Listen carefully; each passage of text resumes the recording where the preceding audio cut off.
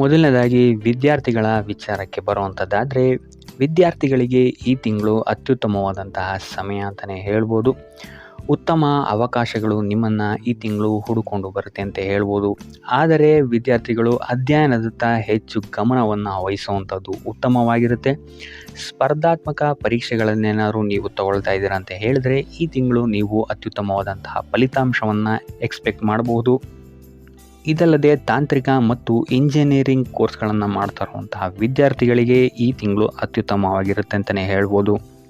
So ಒಟ್ಟಾರೆಯಾಗಿ ವಿದ್ಯಾರ್ಥಿಗಳಿಗೆ ಈ ತಿಂಗಳು ಅತ್ಯುತ್ತಮವಾದಂತಹ ಫಲ ಸಿಗುತ್ತೆ ಅಂತ ಹೇಳ್ಬೋದು.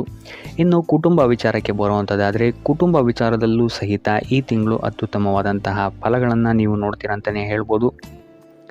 ನೀವೇನಾದರೂ ಮದುವೆಗೆ ನೋಡ್ತಾ ಇದ್ದೀರಾ ಅಂತ ಹೇಳಿದರೆ, ಈ ತಿಂಗಳು ಅತ್ಯುತ್ತಮವಾದಂತಹ ಆಪರ್ಚುನಿಟೀಸ್ಗಳು ನಿಮಗೆ ಇಲ್ಲಿ ಸಿಗುತ್ತೆ ಅಂತಲೇ ಹೇಳ್ಬೋದು. ಇದಲ್ಲದೆ ಮಕ್ಕಳಿಗೆ ಏನಾದರೂ ನೀವು ಪ್ಲ್ಯಾನ್ ಮಾಡ್ತಾ ಇದ್ದೀರಾ ಅಂತ ಹೇಳಿದ್ರು ಸಹಿತ ಈ ತಿಂಗಳು ಉತ್ತಮವಾದಂತಹ ರಿಸಲ್ಟ್ ನಿಮಗೆ ಸಿಗುತ್ತೆ ಅಂತ ಹೇಳ್ಬೋದು.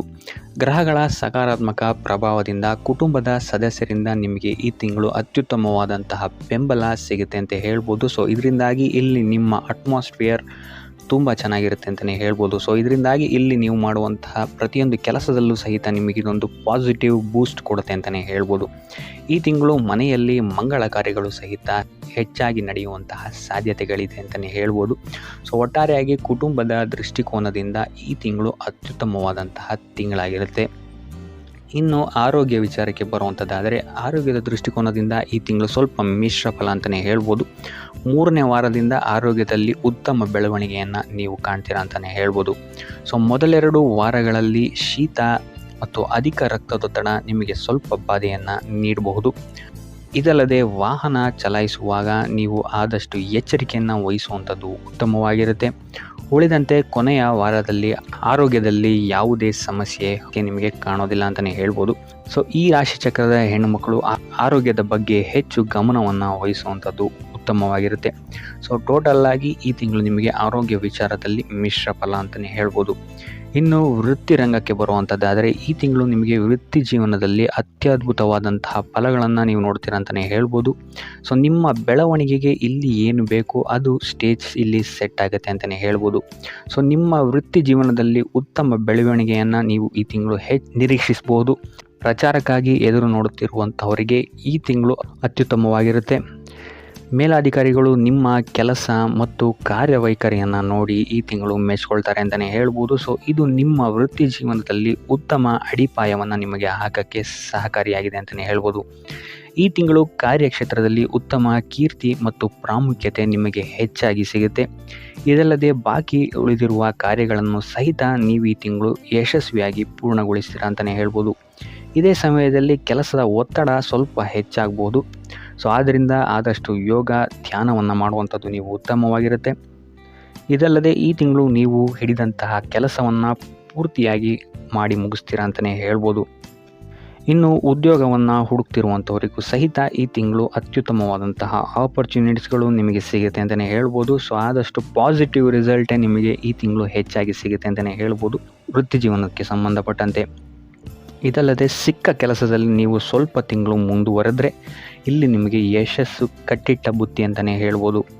ಸರ್ಕಾರಿ ಕೆಲಸದ ನಿರೀಕ್ಷೆಯಲ್ಲಿರುವವರಿಗೂ ಸಹಿತ ಈ ತಿಂಗಳು ಪಾಸಿಟಿವ್ ರಿಸಲ್ಟ್ ಸಿಗುವಂತಹ ಸಾಧ್ಯತೆ ಹೆಚ್ಚಾಗಿದೆ ಅಂತಲೇ ಹೇಳ್ಬೋದು.